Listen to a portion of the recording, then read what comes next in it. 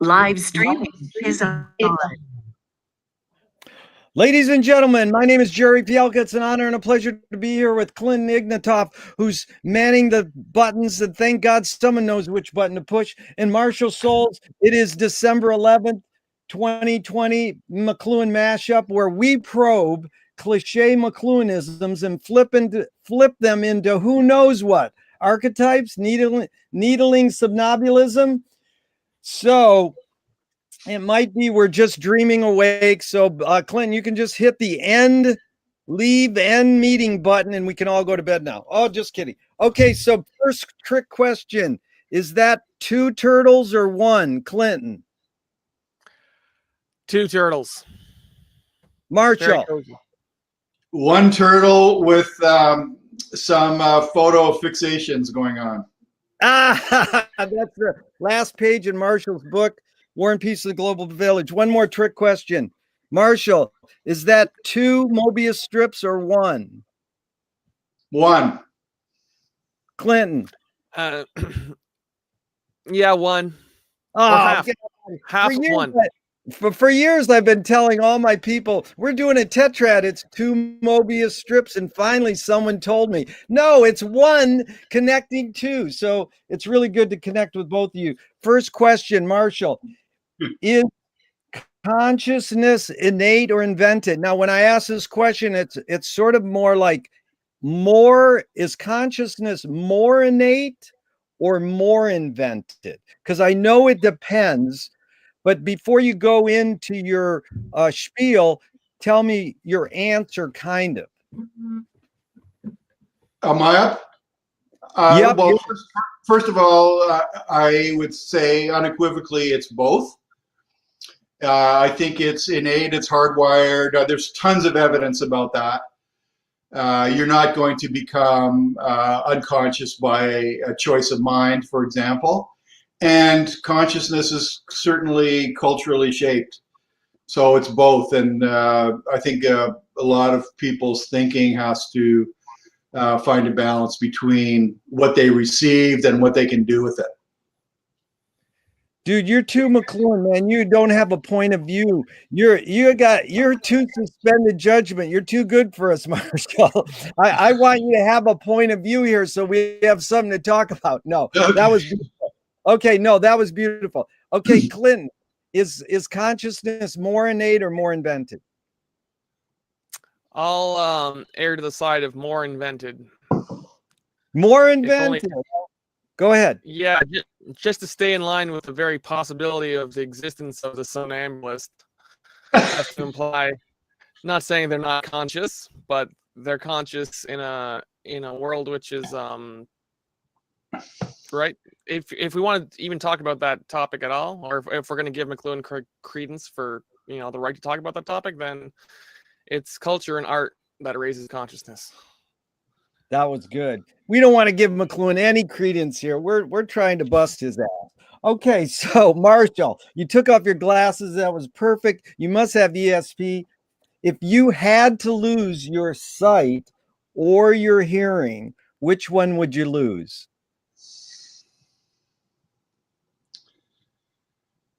Hearing.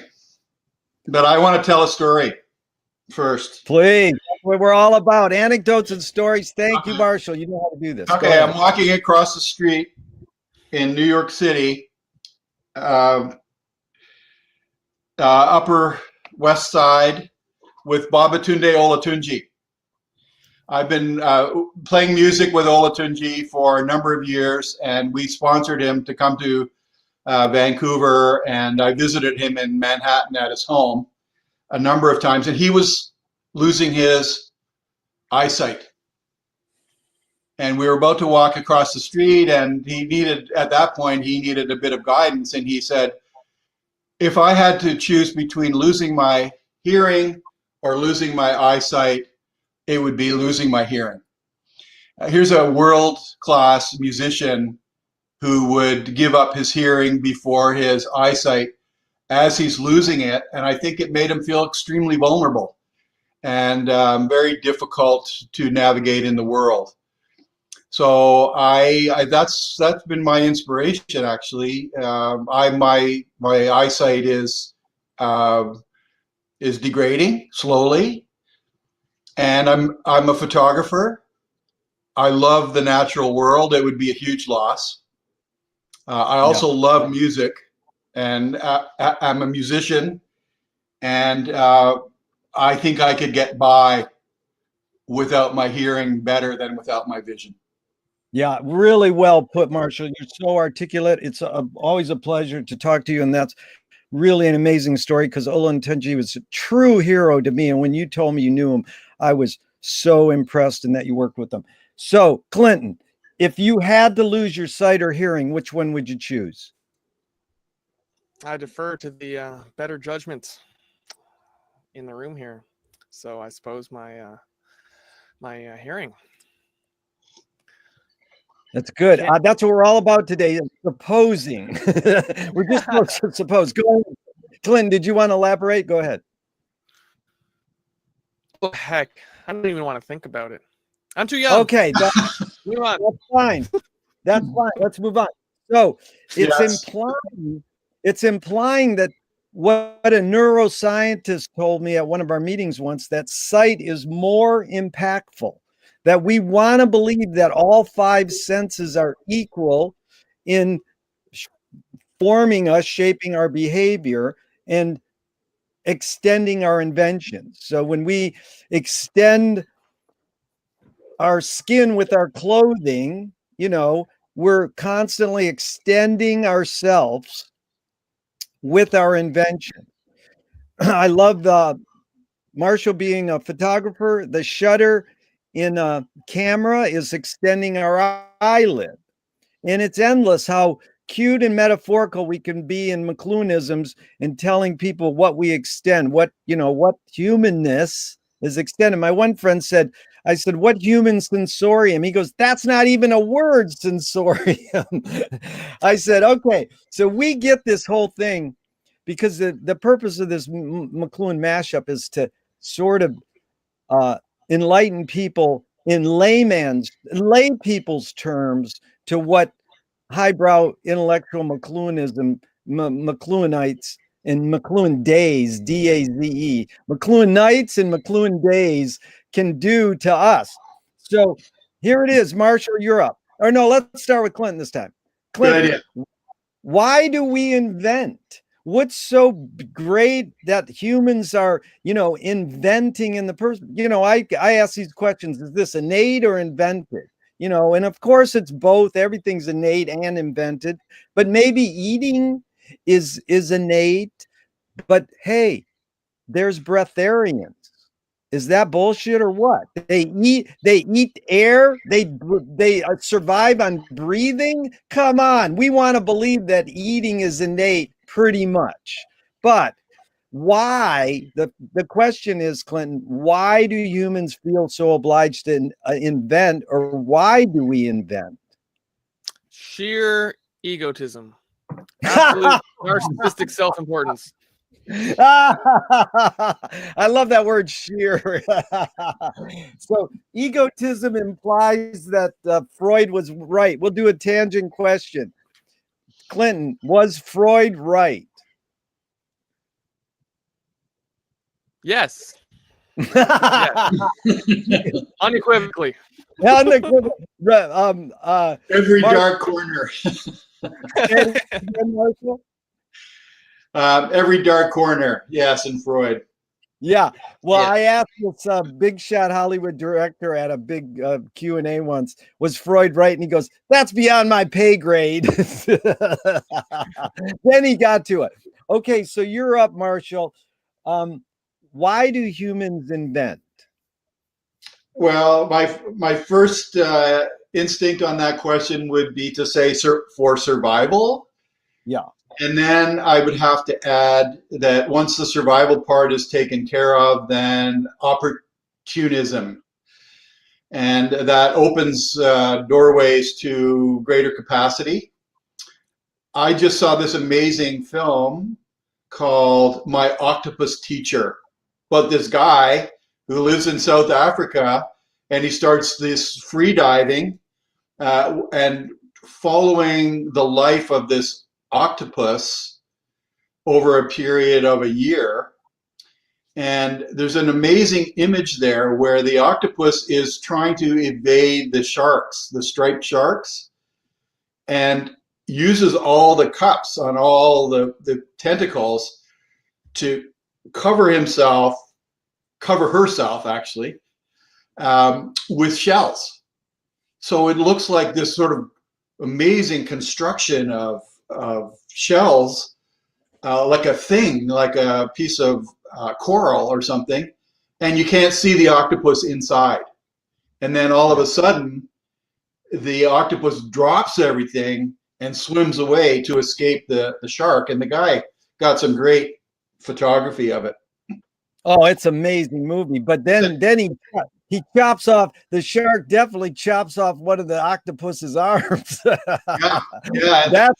But I didn't mean to interrupt you. Keep going, Marshall. Well, it's a sad moment at the end when the octopus gives birth to the new generation of octopi, and after giving birth just dies. And then the shark is able to capture it, and the final scenes, show the shark ripping the octopus apart. And by that time, you're totally involved in this world of a being who's obviously very inventive and whose whole life is built around survival, first of all, but then being a hunter, a gatherer, needs to be inventive. And so where does that invention come from? What part of the brain do we need to go from instinctual survival skills to all of a sudden creating tools and creating techniques to be more effective at that, or to manage greater dangers that are in the environment? So I just found that whole story really quite moving and impressive. And a lot of the things I've been reading lately are about the interconnection of the natural world and how there's a lot of codependence. And I've been interested in the question, the overvalorization of individualism. And I wrote about that in that article that I put in the New Explorations. It's called Surveillance Capitalism Pandemic. And one of the complaints of the person who wrote about that is that Google, Apple, Facebook, and so on are challenging our autonomy. And so writing about that, I really said, well, what is this stuff about autonomy when all the new science in the natural sciences are all about how trees are connected, mycelia, underground. And right now that's making a big impression on me. I happen to, okay, that's good enough. No, that was good. Let's just keep, because we'll go into tangent heaven in a second, and that was really good. Because you brought up two really good things in there that really we need to talk about, and that was super. You brought up death, and you said sad, so you're implying death is sad. Marshall, can you forget to die? I could try. Clinton, can you forget to die? I think not. I'm with Clinton. And what you implied is, which often implied, is that death is bad, or you use the word sad because we were no longer with it. If you see the new movie on Shane McGowan from the Pogues, he says in the trailer, you don't even have to watch the whole 90-minute film. You can watch a 2-minute trailer. If I really wanted to die, I'd be dead already. That sounds like something you would read in this book by James Joyce, Finnegan's Wake. So we think we know that death is bad, We want to make value judgments. This is good, this is bad. It's a natural human thing. We're going to talk about point of view and aesthetics. But you said, Marshall, can we actually get better? Or Clinton did. And then in Marshall, you said more effective. So we'll go to you, Marshall. Can humans really get better and be more effective? Because we know, studying McLuhan, that all tools have services and disservices. And sometimes you invent a car and we think it's the coolest thing in the world. And now, 2 months ago, some southern state in America wanted to make it legal to kill people at protest with your car. So is that a good thing that a car is advanced to that point where we're going to discuss this new law possibly or this new right? And we know people use cars to kill other people. So did we progress inventing cars? So the question is, bottom line, Marshall, can we actually get better as humans? Yes. I think, and by better, okay, so by better, do I mean like a better person or a person who is more content with the life they have? I think that degree of engagement with your own life and being able to avoid fruitless conflict is a desirable goal. Just from my own personal point of view, I don't like having to be limited by my own prejudices, biases, emotions, and have to work through it and apologize and try and be a different person. But I think it's worth the struggle, and I think it's possible to make personal changes to your I'm not going to say character, but to your behavior.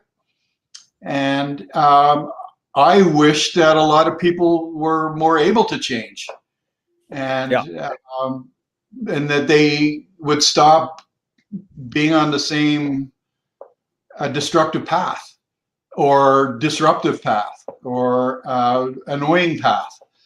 And that I think, I'm a student of persuasion, so I was hopeful at one point that persuasion would actually help with that. And my wife and I are mediators, and we try to help people solve their issues around conflict. We see that people can change, and we also see how difficult it is to persuade people that they need to change. Yeah, that was really well put, Mark. I've met Don teaches conflict resolution, and I was like, thank God someone teaches that and studies it. So Clinton, same question, and now you go a little deeper because you know all the McLuhan tricks and of the trade, with who Marshall got what from, Wyndham Lewis and the whole bit. But can we, as Clinton would answer this, knowing your McLuhan studies, can we be more effective, or are we just effective or not effective? You get the essence of the question, Clinton. The Serenity Prayer. The whole thing is premised around knowing what one can change and knowing what one cannot, and having the wisdom to know the difference and the serenity to accept it, right? I really think it's important first to recognize, like your whole line of questioning about the innateness or the inventedness of any given trait cuts directly to the heart of, there are things in human nature which, for a culture to scale at large, to be able to rub off and improve people through the imperfect means of the way culture spreads, needs to take into account, needs to take for granted lots of innate things about human nature, which are probably, if you change them for one generation, those changes aren't going to last in the long run. I think that's a lot of reason why we see a resurgence of conservative ideas, is that there are conservative ideas evolved, accepting things about human nature that aren't going to change, or the changes that you try to make are not going to stick without repressive, constant punishing admonitions to people to deny something about their nature that it springs back naturally. I'm sorry if that's vague. I'm not sure if I even answered your question, but that's where my thoughts are going right now. That's what we're trying to do is invent new metaphors and new questions. That's the McLuhan cliche. We're not trying to answer questions, but all my stupid questions are in efforts to maybe needle some somnambulism so that we don't just feel comfortable and like we're McLuhan know-it-alls, man. I'm just a student and I'm just trying to learn. And so, Marcia, you brought up a good point, which I really wanted to study, is point of view. So is the bottom line question, I know it's both, and you can go off and say what you want, but it's point of view. Is it innate or invented? Marshall. Point of view, innate or invented? Well, I would say just looking at the body, that point of view, it's built in from the beginning. And no one has to invent their sight, and the idea that your sight is attached to your body through your eyes and your own brain. So definitely, it's point of view. There's an innateness to it, but I think that we all know, as educated people, how many times I've changed my point of view. And I've done 180s and 360s and 90s on many different subjects, and I'm still doing that. In fact, this is probably one of the richest times of my life of being able to change my point of view, because I'm not such a young man anymore that's secure in my point of view. So. I think, I'm sorry, Gerry, it's both. The evidence is there, So we can try and come up with some oracular pronouncement around it, but if you can't change your point of view, we're screwed, right? I rest my case. Sorry, Gerry. Now there's a great moment in the new Zappa film where Steve Vai turns to the audience, and as though the audience is Frank Zappa, and he goes, "Sorry, Frank." So it's an amazing thing to think that, Frank's still alive. He forgot to die, and in his music's living or whatever. But for all these people to try to talk about him in 2 hours, and then it's like, sorry, Gerry, like that is, well, we gotta go and do apology too. I forgive you for all your failings, Marshall, but mine are a lot worse than yours. Another great line Steve Vai said once, he said, Frank Zappa would probably say, I'm a failure, but I'm not a miserable failure. A good one. So Clinton, same thing. And I'm going to put an addendum to your, Marshall said, we invent point of view. Humans invented point of view when we invented the vanishing point, which really sounds like typical charlatan kind of abstract Marshall being an art historian. But I love to say it because sometimes people go, that's true. When we invented the vanishing point, we invented point of view. So, Clinton, same question. Point of view, innate or invented? Well, is it invention if you cover one eye so as to only have one point of view? You're answering a question with a question. You win. Okay, hit the leave button. We're done. No, yeah, that's a good point. Penny, who comes to our Zooms all the time, she has one eye that doesn't work, but you can't tell that. So she told us. And then she says, if someone throws a ball at me, I've learned to keep my head moving and I can gauge it. So, yeah, I mean, go ahead, Clinton. tell us, why did Marshall say this vanishing point invented point of view, or whatever else you want to add to that? Just people become single-minded in their opinions when they've got all their opinions scaffolded with all their what shall we say, left-brained ideas and structures that they're projecting everywhere. It's very easy when you're literate and have a lot of know-how or a lot of justifications. When your culture's made up not of moral prescriptions, but of justifications for why it is you're doing a thing, you're going to get stuck in one single point of view that your identity is built up around justifying what it is you're doing, and you're in your comfort level and you don't want to change. So you've got one point of view. That's basically right. And that can deaden you to symbolic meaning. That can deaden you to the sort of open-mindedness that's necessary for empathy with someone who comes from a totally different background than you, that sort of thing. That's how the metaphor of point of view that's how McLuhan works it into his analogy of the visual sense as a metaphor for higher levels of cognition, I think, or brain hemispherics. Yeah, that was good. And as Marshall did so well, it's only so to ramble off all these cute aphorisms, but it's a question of reinventing them. So when he said, heard Browning, our reach should exceed our grasp, or what is heaven for? He said, no, our reach should exceed our grasp, or what is a metaphor? So, Marshall, you really brought up a good thing with this eye contact thing.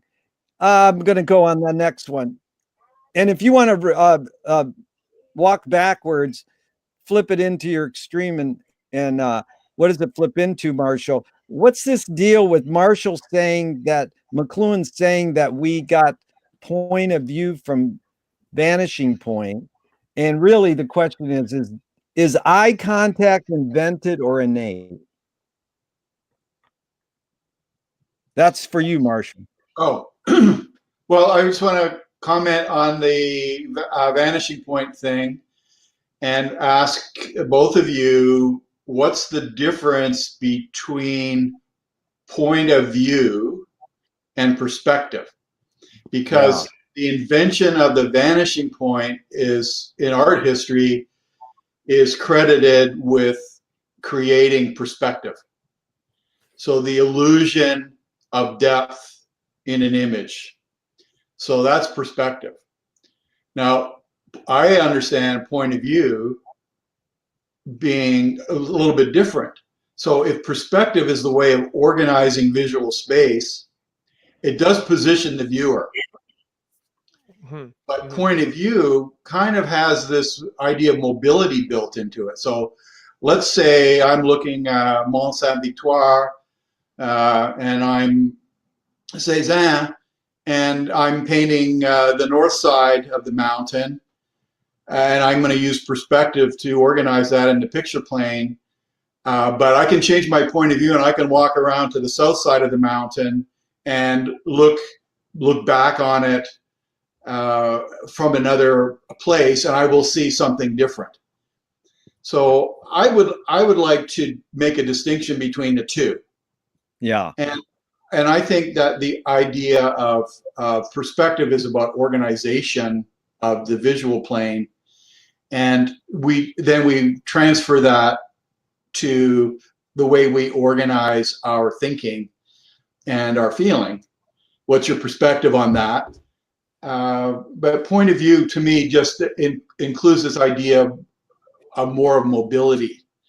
That things are changeable and adaptable. So then to go on to your next question, innate, is perspective. Perspective, I mean, I think the way the body is constructed, perspective and point of view are built around what humans have discovered is their way of interacting with the world. So they're saying, well, hey, my eyes, without thinking it all through, are, if I'm looking straight ahead, it's seeing one thing, but if I turn my head, I'm seeing something else. I mean, that must have been one of humanity's great philosophical discoveries. That, there's something out there, but depending on where you stand and where you're looking, it can change. So That is true. what's stable and what's changeable, and so I think that was a discovery, rather than an invention. But then on the discovery came all the superstructure of invention around perspective, visual representation, and how culture built on that discovery. So hold on 1 second, Marshall, because I often get challenged when I say innate or invented. Then they substitute the word discovery, because discovery and invention are closely related, but there's a fine line. That was really good distinguishing. Thank you for doing that. But then the bottom line back to it is eye contact, because you almost went to it. You really brought it to a grounded level, like what I'm trying to do with this series, and talk in ways that a common person, a normal person, could understand what we're talking about. Like be the first person to open their eyes and go, what is this thing visual? What am I doing if I turn my head? So is eye contact innate or invented? Well, I think the way we use eye contact is invented. It's a cultural thing, and so people, the working class, the lower classes, defer eye contact when they're in the presence of aristocracy. People who are trying to become very intimate, stare into each other's eyes as the windows of the soul. So we use eye contact culturally, for sure, and all the time, and it's very meaningful how we keep someone else's sight. I was just reading something that says, it was talking about Zen teachers that say eye contact is our way of communicating. And on the other end, as well as, I guess we're not making eye contact when we're looking out into the woods to see if there's any tigers out there. Do we care about eye contact? I mean, some people say when you meet a bear in the woods, what should you do? And some people say avoid contact. Other people say look as big as you can. And so how do we use eye contact in an evolutionary point of view? That's it for me. I don't know. That's an interesting question. I don't know how to answer that part of it. Good.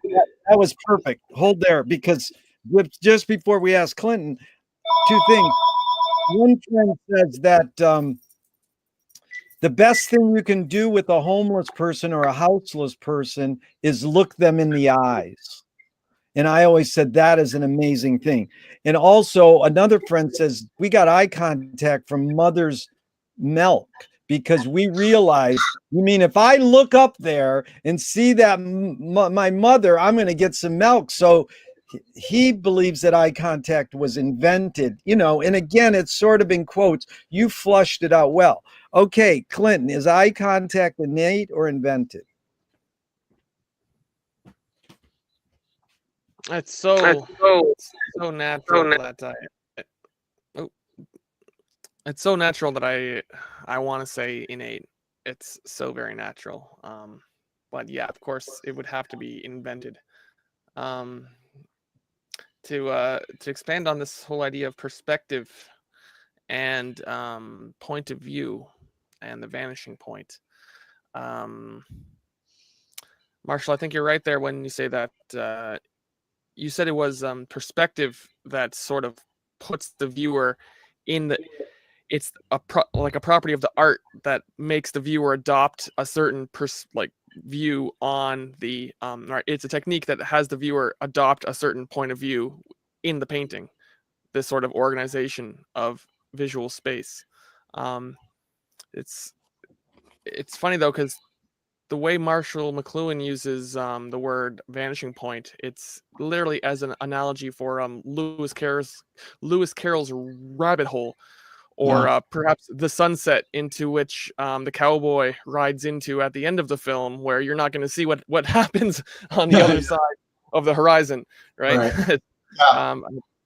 Or the event horizon. So there's this whole other interesting layering of concepts all at once going on there. That's interesting, Clinton. That's a very interesting perspective. And instead of the vanishing point being positioning the viewer, you're saying it's quoting McLuhan to say it's the point of disappearance. And I mean, all poets and filmmakers want to know about that. How do I end the film? What does the protagonist do? How do they exit from this medium? How do I end the poem? How do I disappear from the words? And then what have we got? You know, and that sort of that vanishing point is the media, sort of like the medium comes to an end, but then it leaves the effect of the medium on the reader, the viewer. That was kind of what Bruce Powell and I were trying to do with The Charge in the Global Membrane, where he wrote the text, and then the images were kind of to draw people away from the comprehension of the text and following the text into kind of a feeling state. And that was sort of less defined and less articulated, but still had a strong emotional impact, because we're kind of arguing that a lot of media does that. Yeah. And We call that see-say. The whole history of art is see-say, basically. It's like movies are see-say. You're saying something and you're seeing what it's saying. They're too close. And it doesn't clash enough to give that gap. What you said, Marshall, was really typical of people not getting James Joyce's Finnegan's Wake, because this book ends mid-sentence and then it picks back up mid-sentence in the beginning of the book. So there is no end. We're in a Finnegan's Wake reading club. There's 52 of them in the world, and it's really cool now because they're all on Zoom. And it's amazing. I highly recommend everyone to go to a Finnegan's Wake reading club. And they'll say, I'm not going to waste my time with reading gibberish, but it is never ending. So it is, you know, when you realize that Marshall got everything he knows from this book, not from James Joyce, but from the book. It's not the artist, it's what the artist created, which is he invented TikTok or you know, whatever the next new craze will be that Quentin will do a dissertation on online, electronic word, is that it doesn't end. That was an amazing point, Marshall. You really nailed it there. And so if we could move on to, you know, we want to, but we're really going to get into consciousness. And before we do, I was just wondering if we could touch on this. I think, Marshall, you brought up Victor Turner saying that individuals come together and devise rules. I think I got that from something you wrote. You have some incredible essays on your website, and I encourage people to dig into them. But my question is, we'll start with Clinton. Utah Phillips, who I met right up there in your area of the world there, Marshall, the great political folk singer, said anarchy is making rules for ourselves and not other people. Now, I've talked to anarchy specialists and they go, that's sort of romanticizing it. That's a little corny, but I love the thought. Anarchy is making rules for yourself and not other people. The question is, to you, Clinton, first, who's entitled to make rules? Entitled. Well, the king, obviously. Ah, do you want to expound, or is that it? Well, whoever sits atop the hierarchy would be recognized as having the entitlement to set the rules. I'm sure this is just tautological. I'm not. Seems to be just. I'm just giving you a definition. I'm not really saying anything. No, that's all right. Look at that's there. There's no content here. The whole thing is we're on Zoom together, and it's all about form. We're looking into each other's eyes. And Marshall, you're up. Who's entitled to make the rules? I think the answer to that is everyone.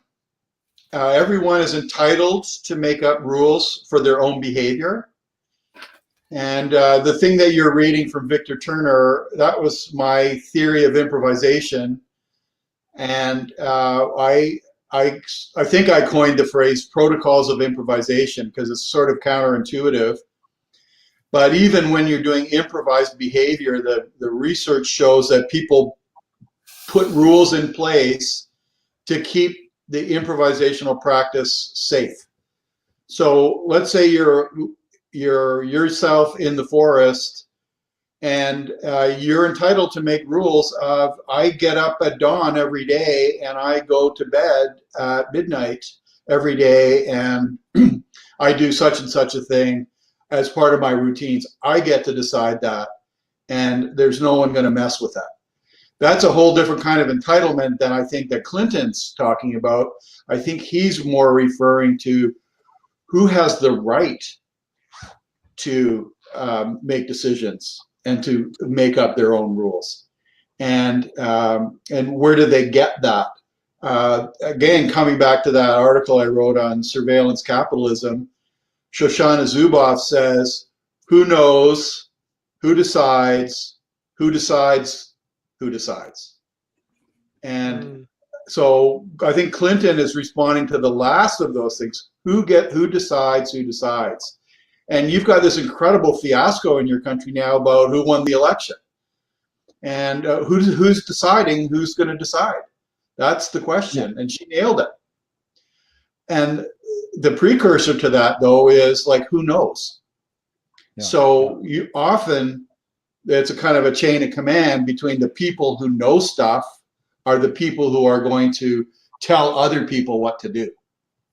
So that opens up the whole can of worms of technology and empowerment through technology and the empowerment of media. I think that's one of the things that attracted McLuhan so deeply is he saw the media as power. And he didn't like the abuse of power any more than we do, you know. In fact, he was very indignant about it. And one of his total charms for me has always been he seemed to kind of accept it all and embrace it all as this one big amphitheater of drama. And at the same time, he was a Catholic who was highly moralistic about the abuse of that power and the abuse of that knowledge. And I think that's one of his great teachings. You know, it frightened him, or it concerned him, let's put it that way. And he studied it without being all hysterical about it. Really well, super well put, because not being hysterical, you can just see him in that debate on YouTube with Norman Mailer, who's like, and Marshall's like Mr. Cool and collective. And it's just so sweet because when you tell people, just check this guy out, you're like, he's so, you know, he's like a fresh breath of smooth air, you know. But that was really well put, because we had that difference of Clinton saying yours and Marshall saying yours. So that was really well put, because I'm forever wondering why humans invent anything, and then they invent stuff and they work backwards. And the first thing they do with most inventions is there's a rule.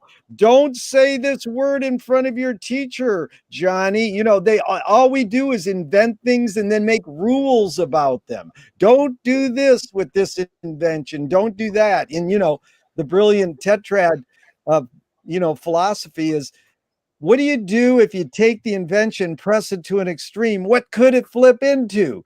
If you take a car, what could it flip into?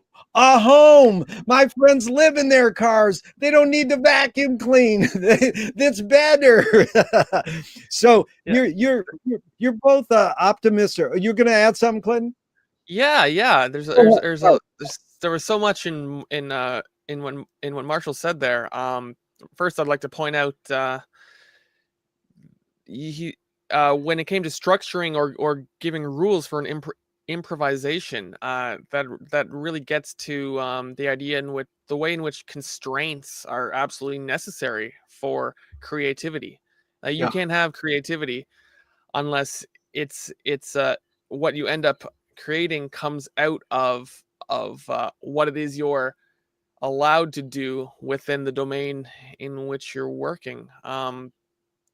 Computer programming, the high-level computer programming languages are full of rules you have to obey and work in order to construct a system that's so advanced no one person understands how their computer works, but they have to follow all these rules to not go invade the memory of some other program, stay out of my memory, don't use these things because the next version might change those, and then your thing's going to break because you relied on something that wasn't expressly coded as unchanging, right? There's a million constraints in order for a complex thing to work. And so I don't see rules as something which are necessarily prohibitive of activity. They're prerequisite to freedoms. Like you were saying about anarchy, is easily, you only summed it up in a sentence there, Gerry. But it's completely it's political libertarians would agree completely with your definition of anarchy. They're the same thing, right? If we were to reduce it to your single phrase of "leave me alone," that's not what you said. You didn't say "leave me alone," but let me do what I want, and I won't tell you what to do. Right? It's an over reduction, of course. Yeah, but another rules create them. Yeah, it's another cute aphorism is Utah Phillips, but it's basically libertarians are pot smoking Republicans. But both of you guys seem to be positive and have the courage to move forward and do what Frank Zappa said. Don't stop and keep going. And so I loved your study of Sam Shepard, Marshall, because he said his plays, he hoped of extending the sensation of play as in children into adult life, like having this playfulness into adult. And I asked Eric McLuhan, Marshall's son, I said, you had to summarize your dad in one word after the word the. So there's various examples I gave, and he says, the playground. And I says, how about you? And he goes, same one, the playground, which is so amazing because you got figure ground in there and you got play. But how do you, Marshall, stay positive? How do you have the courage to have hope? And what's the difference between a hope and a wish? Just a little on that, Marshall. How about you? Well, I'm a bit of a melancholic, so I've had to work ever since I was a teenager on being positive. I'm also very analytical thinking sometimes, and some people get bored with that and feel that it's negative because it's always like taking things apart. So I think that how I stay positive is goes back to, I have a very central image that I hold in my mind from when I was about 8 years old. I was playing in a stream that went up a little valley, and I looked up and the sunlight was just hitting this grove of birch trees, and it was incredibly beautiful. It was like golden leaves shimmering in the light with this beautiful stream. And for me, that opened up the beauty and the wonder of nature. And so that has been a real sustaining force for me to get myself out of being a human and to see the continuities of nature and the beauty and the sustenance of it. So I look at nature as a very nurturing, frankly, maternal force. My mother was a beautiful person, very nurturing, and she's always sustaining me. So, wow, really well put. not very theoretical, but that's where it comes from.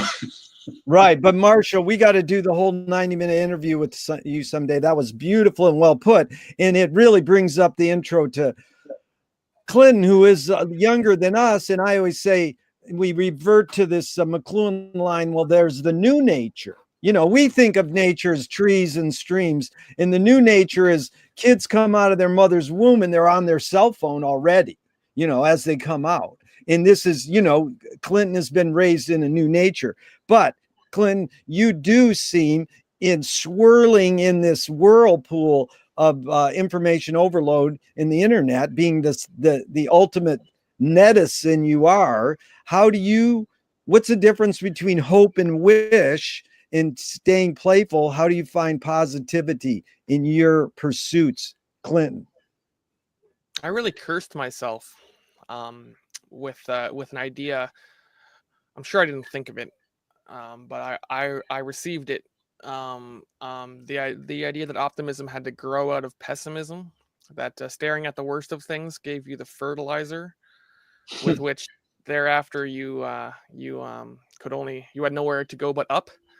It's like rather than fail and plunge into rock bottom, why don't you try to run there as fast as possible in an anticipation, so that everything else was good by comparison. I don't know. So you said melancholy. I'm downright cynical, and yet that just leaves me pleasantly usually surprised in most of my interpersonal encounters, or when things actually don't turn out as awful as I always expect them to go. It's funny. I was raised in this digital environment, but of course we could just talk about the acceleration of time. I was at a comedy show last night, watching comedians. One of them was 6 years younger than me, and her life was completely different from my own. And it's because she, I think it's because she grew up when computers became something. The computer themselves was no longer stressed as something important to be understood for and of itself. I'm very much for owning your own computer. I don't use Windows. Right, I've said it before. I don't use Windows. I don't have a Mac. I use GNU Linux. No one should be paying for software. I'm very much. Everyone should understand how to build and fix their own computer top to bottom. Just because my dad builds and fixes and sells cars top to bottom, he doesn't need to pay a mechanic, right? We have all the information for self-empowerment, and when I see people empower themselves by doing stuff for themselves, that was the ethos of computing that I grew up in. That's my digital future. And people younger than me, they only exist in their pictures and their profiles and their accounts and their social networks in this abstract cyberspace that it's like two completely incommensurate worlds, one dream world behind a pane of glass. That if the pressure in real life builds up too much, like the pressure in an airline cabin, the glass is going to break and they're going to get blown out into cyberspace. This is something I elaborate a lot in the paper that I published in New Explorations Journal. So staring at that as my baseline, all the justifications why, Artie Lang or Deleuze and Guattari and all these other guys who tell us that everyone's going to go schizophrenic. It's like, okay, well, let's start there and then look for the silver lining, right? You can only go up from there, right? So I stay positive by always focusing on the negative, I guess. I like to conclude my answer. That is really good. Let's flip your breakdown into a breakthrough, and we're going to flip into poetry for a second because both of you guys have cloned ESP, thank God. Roses are red, violets are blue. I'm schizophrenic, and so am I. No, let's go to a really good poet, Samuel Taylor Coleridge. He says, I believe that there are more invisible than visible natures in universe.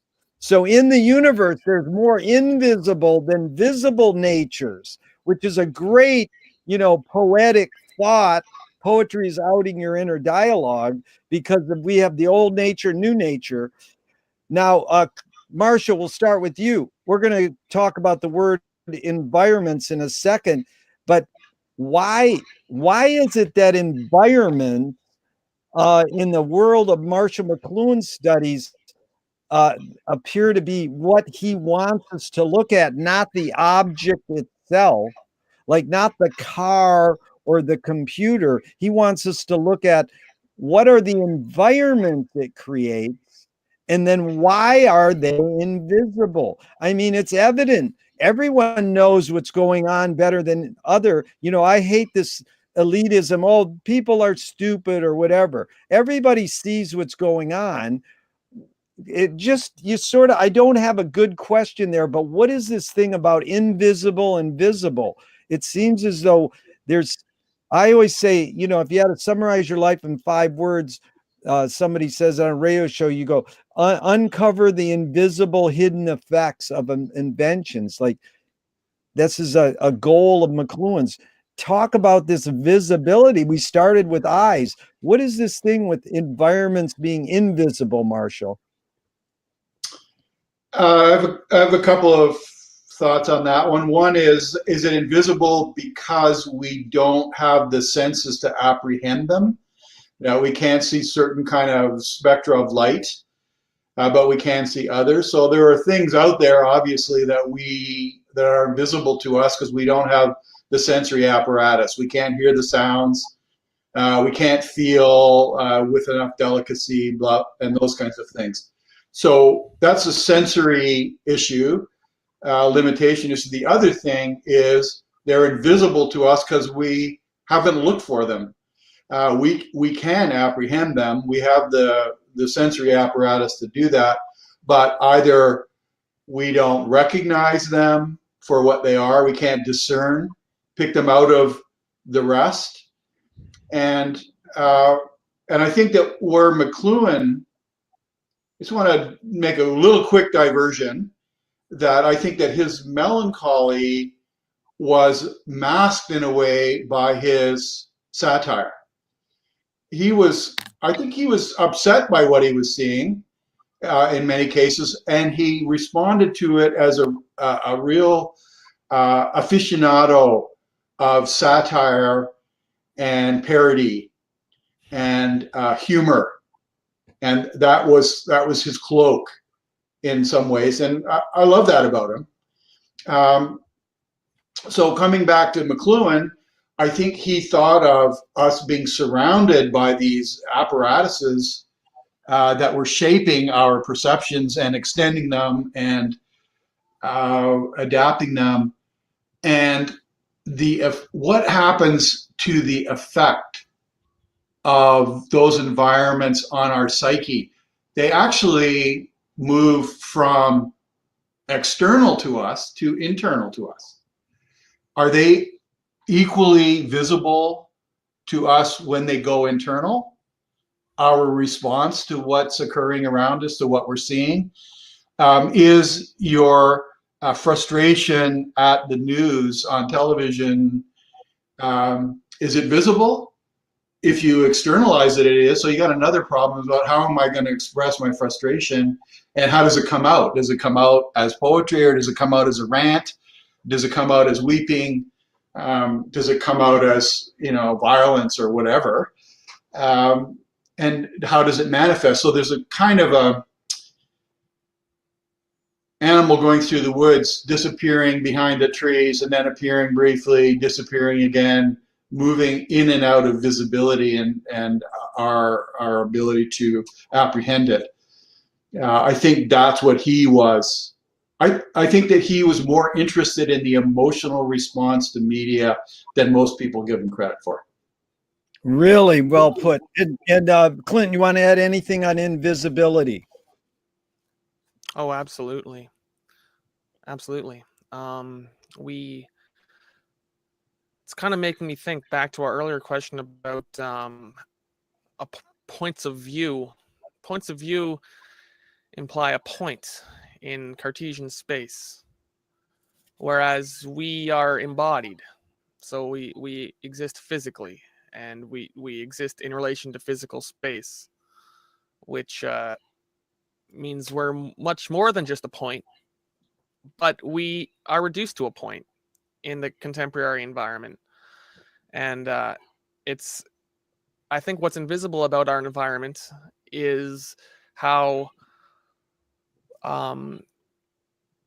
the overwhelming amount of measurement that goes on, the quantification of everything, the tracking of everything, the databases in which we exist in, and the schedules that we keep, and all the various ways we try to inhabit some text on a page or bits in a computer as our bodies. We don't own those as our bodies, but our bodies are becoming this, and this is the whole discourse of post-humanism, and you know, the feelings of dysphoria when it comes to embodiment today, I think are owed to just not accepting how much we exist in abstract mathematical planes as beings, that we manipulate them through high level interfaces, or we are manipulated through them. We embrace categorization, all of our right. And I know I'm kind of going all croaker here, but it's but it's I love that. So for me, yeah, what's invisible about that environment is eventually you have to go through that and accept that and see that, and then go past that and recognize, no, wait, it really is just me embodied after all in a world full of machines, and everyone is looking at the content of the machine, whereas the machine is a real physical device. I take apart my computer, I know what's inside of it.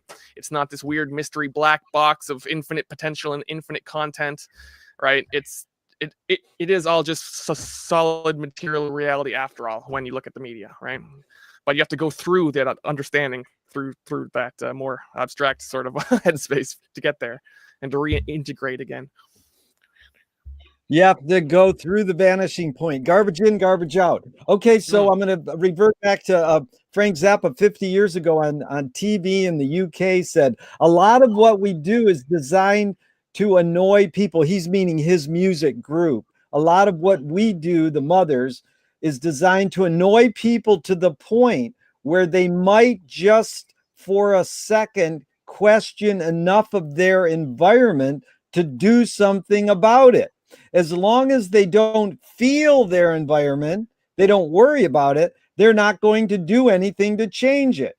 And something's got to be done before America scarfs up the world and shits on it. So all the power to Frank in sort of saying, yeah, we could actually do something about this. And he believed in change.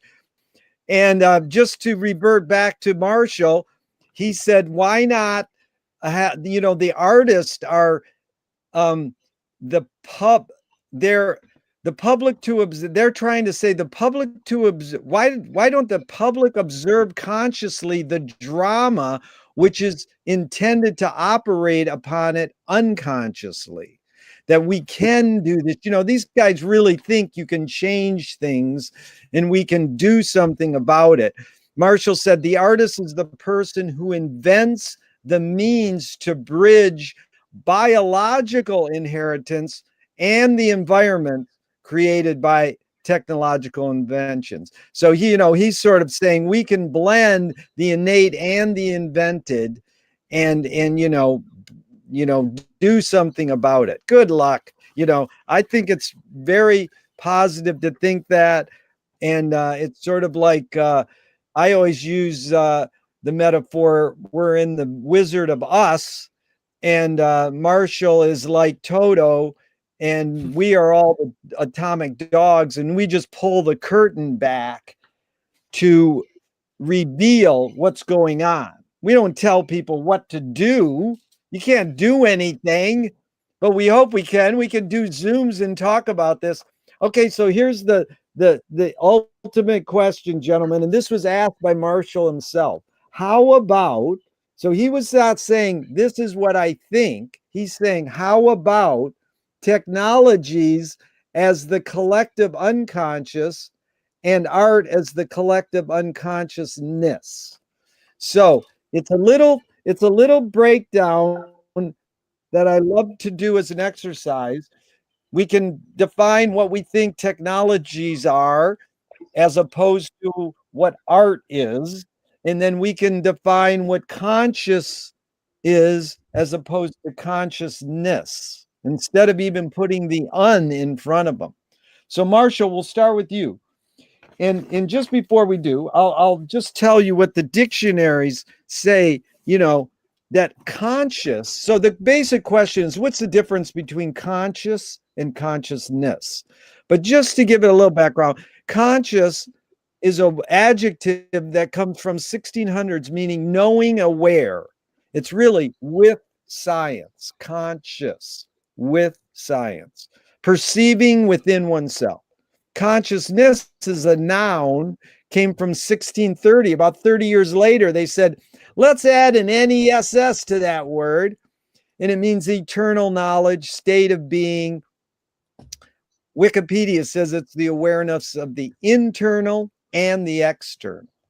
So all that aside, you know what you're talking about, Marshall. What's your intuition, what's your impulse say the difference between conscious and consciousness is? Wow, that's a big question, isn't it? My first take on it would be conscious means that we're sensate and that we have awareness. I'm conscious of it being daylight. I'm conscious that the sun is setting. I'm conscious that someone's cooking lentil soup. And conscious, so that's conscious. The body is still feeling stuff. It's not inert. And consciousness is, I think, an awareness of, I think what it refers to is an awareness of metaphysics. So that realm of stuff that's beyond the immediate physical world that we can be aware of and use our senses on. So we can have like a poetic image in our mind, and that can inspire us to feel like the universe is infinite and there must be a creator. And so we have this idea, this thought, this image, mental image that has meaning, carries meaning, and could be inspirational and could make us optimistic or pessimistic. I think that your quote, that the artists are bringing, if I'm paraphrasing it correctly, artists are bringing into awareness what is previously unconscious. And that's their role. And I think that that's what McLuhan, when he's praising the work of artists, he says they're the early warning systems of the culture. They're the ones who are showing us things that we haven't seen yet. There are creatures in the forest that you haven't found or haven't recognized, and I saw them, and here's what I saw. And because it's metaphysical, it's extremely mutable, and it doesn't have to be exactly real or physical. It could be vaporous and just barely perceptible. I see a lot of poets trying to reach that feeling of, I'm going to take you to a place that you've never been before, and it's very difficult to apprehend, and we have to listen with metaphysical ears, or I don't know if that's the right word, correct me if I'm wrong, with a certain kind of psychic ears to apprehend something that we've never apprehended before, so it becomes visible. It becomes at least tenable, graspable. Yeah, that was super good, Marshall. And before we go to Clinton, so I don't forget, what, just off the top of your head, Marshall, what T.S. Eliot said that poetry is outing your inner dialogue. What language is your inner dialogue in? Oh, yeah, I remember you that you have that in your book. What language is my inner dialogue in? Well, I don't think it's all syntactical like English. So I think it's kind of a pidgin, kind of Marshall's English to himself. So I take all the shortcuts I need to get to where I want to go to, and I love slippages in grammar as much as any person who's taught literature. Really? That was super. Pidgin, You know, pidgin is my language. yeah, pidgin is good. That's a great answer, because you also, in my book, that little thing I did with Gary Snyder, the great nature beat poet, I said, can you tell me what language your inner dialogue is in? And he goes, no. And I said, I should have said, tell me what language your inner dialogue is in. Yeah, And close he's, questions. yeah, and he Open really nailed what you just said. He said the task of the poet is to um express the world. This is not exact. Express the world in another language, and then bring that seeing into language. Like you don't see the world, and how do you put that not seeing into language? It's sort of like unlearning and going backwards, because we're always learning. But you really nailed that. You did that. I wanted to fill the whole hour with this, and you just nailed it in about 5 minutes there, or a few minutes, Marshall. So it's really a challenge. Now, Let's go back to Gary Snyder just for a sec. Oh, please go ahead. Yeah. Did he say, no, I don't know, or no, I'm not going to tell you? He said, can you tell me what your what language your inner dialogue's in? And he said, no. Like, I don't next know, question. or I'm not going to tell you. Or maybe it's the language of no, like yeah, GNO. Yeah, no, it's NOH. interesting. I have to go back. It might even be on some sort of Los Angeles Public Library videotape online, because it was a public setting. But I'm assuming, can you tell me? And he says, no, I can't tell you. I'll tell you another good answer I got. It was the great Abigail Childs, experimental filmmaker in New York City. I said, what language is your inner dialogue in? She goes, I don't know. I wish I did know. Which was really amazing, because how can you tell what language your inner dialogue is? Because poets and all of us are trying to get it out in all these different ways. We don't just let it simmer inside us. And so she says, I don't know, but I wish I knew, So yeah, so anyways, that was really well put, Marshall. But before you tackle this, because you did both of them, Clinton, what's the difference between conscious and consciousness? Even before you tackle what the other is, if you want to comment on that. You're up, Clinton. It sounds like the unconscious as a place or a setting, and unconsciousness as the dynamic or the motion within that setting. It seems to be the differentiation being made. And consciousness is the motion, like movement? Yeah. Consciousness takes place over time, or unconsciousness in this case takes place over time, apparently. Fine, yeah. Mm-hmm. But then why would he say that technologies are collective unconscious and art is the collective unconsciousness? Because technologies comprise the environment or the setting, and because art is all that one can do in the content of that setting is the dynamic. Art is made within the technologies, out of the technologies. Art as a process in with technology as the medium. It sounds tautological. Technology is media, right? Where the words are interchangeable, I suppose, in this context. Great. No, that was good because we can carry on. Walter Ong was someone Marshall shared a lot with in forming these probes.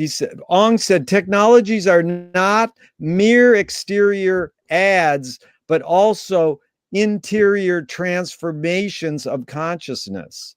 So this thing of adding. But I also loved what I got from Marshall, your writings on Sam Shepard. The only thing which remains and still persists as the single most important idea is the idea of consciousness. Sam just said, just the idea of consciousness.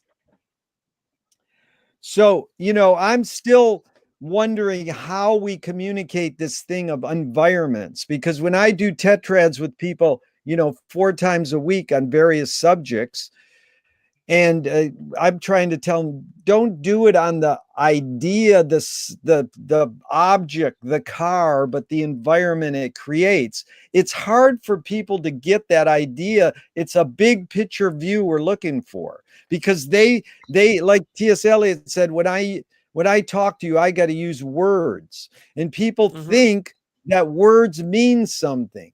And they do. It's a collective hunch. Like Lily Tomlin said, reality is just a collective hunch. We just think we know what the words mean, and we sort of go along with it.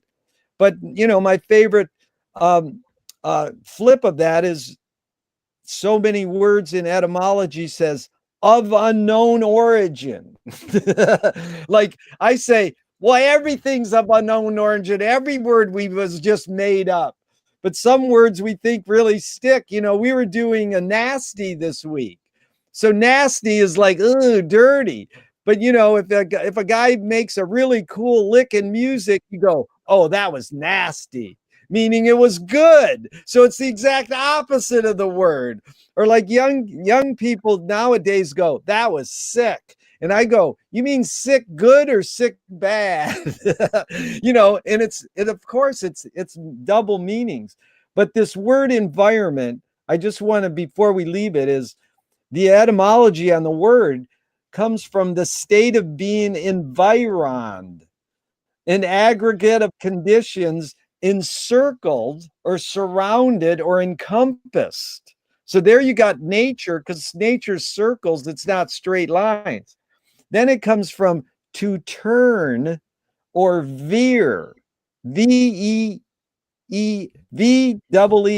to change directions. So then that, again, environments is almost like tetrad analysis. You change the direction. It comes from wind, unknown Latin, meaning vibrate or to shake. So like environments sort of shake us up. And we don't see how they're shaking us up or how they're encompassing us, how they're encircling us. It's like a big whoosh of wind. So let's jump into another poet in closing here. And gentlemen, I really appreciate your time and energy. This has been highly enlightening. And this is a rephrasing of a line from Auden, the poet. And he says, art, the mystery of art is we don't know if it activates or pacifies us. So, we can feel good talking about McLuhan and talking about our environments and consciousness, and it's been fun, but we don't really know if this videotape could activate anyone or pacify them. We would hope someone would get something out of it if they sat there for our whole 90 minutes. So I like that Auden uses the word, the mystery of art is that we don't know if it activates or pacifies. So Clint, we'll start with you. How does that line resonate, bounce off of you? What is that? The mystery of art is we don't know if it activates or pacifies. What's your take on that, Clint? art.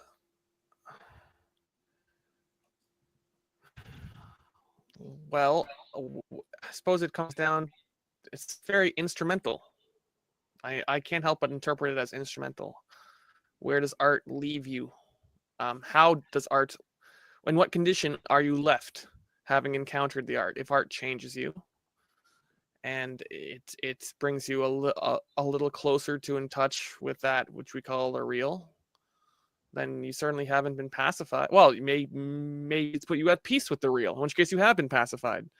Maybe it pushes you deeper into your own fantasy, out of touch with others' perceptions or perceptions of the environment.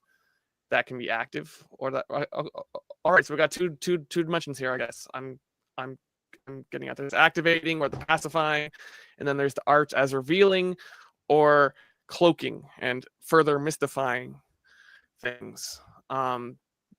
Like, I guess they're independent. Hopefully it brings you in touch with the real, and it's, well, do people want to be pacified, or do they want to be acting out all the time, or ought they just to know, to be given the perceptions they need to know when it's right to act and when it's right to take things in stride? Yeah, really. That's the mystery. That's the mystery. I'm finishing on that. I'm glad you returned to that first word, mystery. And before we go to you, Marshall, it's interesting because Bertolt Brecht, the playwright, said, I don't want art that puts people in a trance. I want it that kicks their ass and makes them do something. And it's like, well, no, because sometimes trance art can help you and activate you. But, then again, it's making that judgment. But just overall, Marshall, your take that the mystery of art is we don't know if it activates or pacifies. What's your take on that sort of idea? Any ideas off at Marshall? I think that's self-evident that you don't know what the impact of the art will be on different people. I'll just give you a really quick analogy. Let's say you say, I love you to someone. One person will swoon and be overcome by romantic fantasies, and another person, unbeknownst to you, might be repulsed and say that would be hell. So, I think that the apprehension of art is often very varied. People respond to it differently. And I think to go back to the whole idea of technologies is there's so many examples of the extensions of human beings being created as play, as chance encounters, as maybe intentional inventions. And the person who is doing all that work has absolutely no clue what the impact of that will be on the environment, how people will use it. Will they use it destructively? Will they use it positively? Will they be transported to the adoration of Saint Teresa, or will they be plunged into Dante's Inferno? That's, there's a lot of improvisation in all that's going on, and a lot of varieties, the varieties of religious experience. And I think there's a lot of chance taking. That's why I'm fascinated by improvisation, because it's play within bounds. And I think that Marshall McLuhan really appreciated that play. That's why he was so playful. Yeah. Because a lot of times he had powerful insights. A lot of times he was just frigging guessing, and just externalizing a view that a vision that he had. And most people call those as probes, so they don't have to have any proof. And that's, for me, I know I've been reading the new explorations, and one of my questions about the whole field is, to what extent should it insist on evidence for these probes and these oracular statements? Well, yeah, show me the proof, please. Okay, like we got by on hearing it as poetry, but can we turn that poetry into science? Yeah. And I think that the community and the journal that Clinton's had such a role to play in could really chart a different course in McLuhan studies, in the sense of, okay, like, let's not be so enamored of his beautiful language and his clever parodic statements. Let's see if there's any evidence to support this, because there's a lot of new, MRIs and all kinds of new research going on. So that's my take on it. Yeah, that was really well put. Marshall brought up a couple really quickies. Is that John Joyce, great independent filmmaker, a guy came up to him and says, "Your film inspired me to join the Occupy movement." He goes, "Don't blame me." and then Marshall called the laws of media the new science. And, you're like, this is proof. We got to prove that tetrads work. And then, it's been said that Kissinger uses tetrad and management to run the world. What more proof did you need than that? Jesus. So that was really well put. And in closing, I want to thank you both. It's been really enlightening. And again, one of our past guests, Jay Paulson, brought up this McLuhan quote, which just continues to bug me, and Cameron really got into it too, is the stress of life is canceled by the new environment. Therefore, an anecdote or anesthetic to that is the past environments, but to use them as props. And like, what's a prop? Like a movie prop, or, something to propel you? I mean, there's so many meanings. Yeah, even the way I mispronunciated it, I did get a good education, and I know how to drop groovy poets' names like W.B. Yeats. He said, "The visible world is no longer a reality. The unseen world is no longer a dream." So we'll continue in our dreaming awake state to close our eyes like Clinton's doing, take a deep breath, and ohm ourselves right out of this session of McLuhanMashup. Thank you, Marshall, and thank you, Clinton. So 1, 2, 3, take a deep breath in.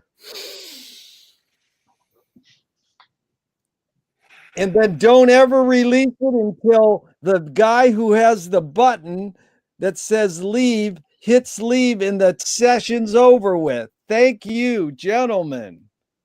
Thanks, guys. Thanks, Gerry.